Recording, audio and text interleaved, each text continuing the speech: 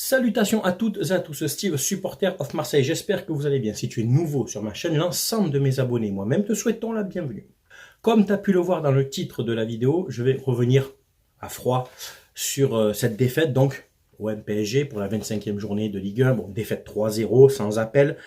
Mais là, avec un petit peu plus de recul, je vais essayer d'apporter des éléments plus techniques et des choix tactiques de Igor Tudor par rapport donc à sa composition et ses choix de changement pendant le match. Alors la compo initiale, tu t'en rappelles, Paolo Lopez dans les buts, Eric Bailly, Balerdi, Rongier, pardon, libéraux, et Balerdi. On avait Kolasinac piston gauche, Tavares piston droit, Guendouzi, Verretou, et pour les joueurs offensifs, donc Malinowski, Under et Sanchez. Bon, pour les joueurs offensifs, tu vas me dire, est-ce qu'on aurait pu mettre Vitinha pour remplacer éventuellement Under, faire descendre Sanchez. Bon, pour les joueurs offensifs, je ne vais pas revenir dessus. Parce que de toute façon, je pense que défensivement et dans l'impact, les joueurs parisiens ont pris le dessus sur ce match-là. Autant en Coupe de France, c'était nous, mais là, il faut reconnaître qu'ils ont pris le dessus. Là où il y a eu des erreurs de coaching, c'est pour les choix défensifs. Eric Bailly, qui manque énormément de temps de jeu, c'était vraiment léger. Alors Eric Bailly à la limite oui, Rongier moi je l'ai mis dans ma compo de départ en tant que libéraux, mais j'aurais mis un Kolasinac en défenseur axe gauche, et il me semble que j'avais pas mis Bailly, j'avais mis Balerdi en défenseur axe droit. Balerdi qui va quand même assez vite, c'est un joueur qui va vite, qui a repris dans le match 2-3 fois Lionel Messi, et avec un Rongier en libéraux, tu vois, pour ressortir propre. Pourquoi Kolasinac en défense centrale par rapport à sa rigueur et surtout sa dureté. Enfin, c'est un joueur rugueux aussi, tu vois, dans les contacts, dans les duels.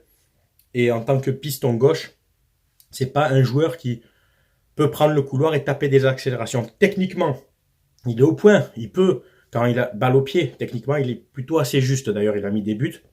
Mais les grandes courses, comparé à un Tavares qui va être dans son bon couloir, Kolasinac, pour moi, est en dessous. De l'autre côté, tu avais le choix. Tu avais deux spécialistes du poste. Tu avais Jonathan Klaus ou Caboret qui, depuis 2-3 matchs, faisait des bouts de match intéressants. Caboret qui, au niveau vitesse, pouvait supporter le duel contre Nuno Mendes. Là, je ne comprends pas. Quel message tu envoies en tant que coach? Quel message tu envoies à tes deux spécialistes du poste, Caboret et Klaus, en leur disant, pour ce match-là, je vais plutôt mettre un piston gauche à votre place. Au niveau management, gestion humaine, c'est pas très bon. Je te dis, c'est pas très bon, surtout quand t'en as deux. T'en aurais qu'un qui allait un peu ballant, l'autre est blessé, suspendu, je peux comprendre. Mais là, la gestion humaine des hommes, là, et la gestion tactique du match, pour moi, Igor Tudor a pêché. Un Klaus ou un Caboret, de préférence, moi j'aurais mis un Klaus, qui a l'expérience quand même, qui a un peu plus d'expérience que Caboret,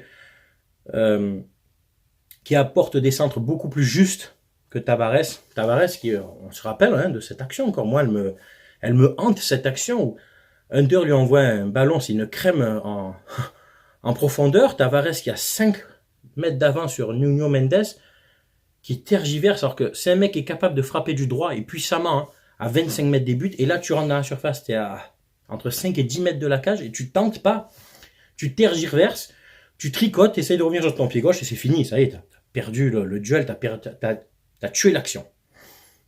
Est-ce qu'un Klaus aurait fait mieux?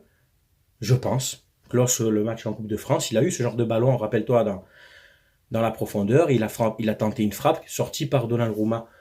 Mais là, il avait un peu plus d'espace, un peu plus de profondeur. Est-ce que Klaus n'aurait pas au moins tenté la frappe? Donc j'en veux à Tavares pour ce mauvais choix. Et pour les choix donc défensifs, moi j'aurais mis donc Tavares piston gauche et j'aurais mis Klaus ou Caboret piston droit. C'est voilà, le message envoyé à tes joueurs, Tudor, est un message où en gros tu ne leur fais pas confiance dans les grands rendez-vous. Et tu peux du coup perdre leur confiance et tu peux les tuer psychologiquement en fait. Tu peux les tuer pour les prochains matchs. Et finalement, est-ce que ce match n'est pas révélateur du niveau actuel de l'OM contre des très très grandes équipes. Le PSG, il faut le dire, est une très grande équipe avec des très grands joueurs. Ça serait vraiment être de mauvaise foi et de pas être du tout objectif, de pas reconnaître que des Mbappé, des Messi, des Ramos, des Verratti, des Vitinha, enfin, des Nuno Mendes sont pas des grands joueurs. L'année prochaine, j'espère, on va aller en Ligue des Champions avec plus ou moins ce groupe-là, dans cet état-là, avec peut-être 2 ou 3 réajustements mercato. Déjà que cette année, on l'a vu, dans une poule qui était logiquement, qui semblait être à notre portée, on a fini 4e. Alors qu'il y avait moyen de, on est passé de premier à 4e en l'espace d'un match. Est-ce que c'est révélateur de notre réel niveau pour la Ligue des Champions? Parce qu'on n'aura pas chaque année un tirage plutôt favorable comme celui-ci. Même si tu réajustes, que tu es qualifié, que tu fais venir 1 ou 2 bons joueurs, le schéma de jeu, l'identité de jeu restera la même. Et en Ligue des Champions, est-ce que voilà, en jouant une équipe niveau Ligue des Champions, on a pris 3-0. Il y a d'autres équipes qui ont des très grands joueurs. On l'a vu façon avec Tottenham, même si on a fait jeu égal, je trouve, sur l'ensemble des 2 matchs, mais c'était compliqué.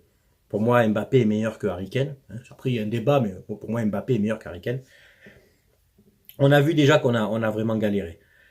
Est-ce que cette équipe de l'OM, dans l'état actuel, ce même groupe, l'année prochaine irait en Ligue des Champions, et même en emmagasinant un peu d'expérience, s'en sortira à finir 2e? Ça manque vraiment de joueurs techniques vraiment, de joueurs avec des QI foot. Parce que voilà, Tavares, je l'aime bien, mais voilà, c'est très limité. Et ça manque de joueurs d'expérience Ligue des Champions.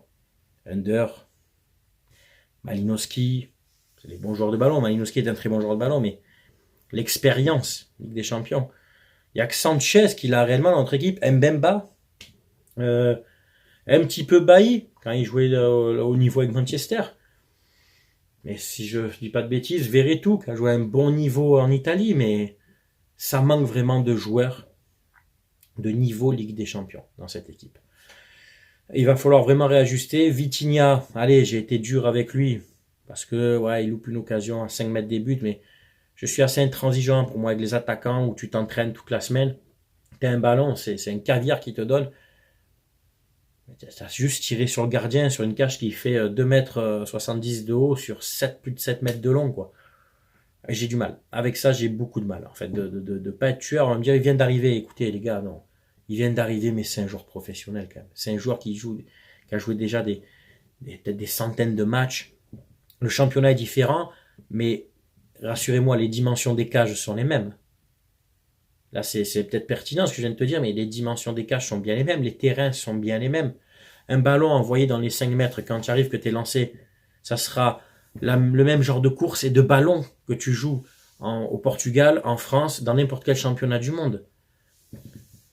Que tu t'adaptes à l'impact physique, que tu t'adaptes à la vitesse de jeu, je veux bien, dans un nouveau championnat, que tu t'adaptes à l'environnement, à la température. Mais là, Portugal, France, surtout notamment Marseille, le climat est plus ou moins le même. La pression dans les stades, il a connu quand même, quand tu vas jouer, je sais pas, à Lisbonne, à Porto, enfin. En plus, là, le public est avec toi. J'ai du mal. Moi, j'ai du mal quand on me dit qu'il faut qu'il y ait un temps d'adaptation. Pourquoi? Les cages, elles ont rétréci entre le championnat portugais et le championnat français? J'ai du mal avec cette excuse. Que tu aies du mal dans le jeu à t'adapter à tes nouveaux coéquipiers, que tu loupes des passes, je peux l'entendre. Que tu loupes une occasion comme ça, j'ai du mal. C'est un avis personnel, après on peut débattre, bien entendu. Donc écoutez, maintenant, demain il y a un match. Le match suivant, c'est toujours le plus important. Celui de demain est très important. C'est un quart de finale de Coupe de France contre Annecy.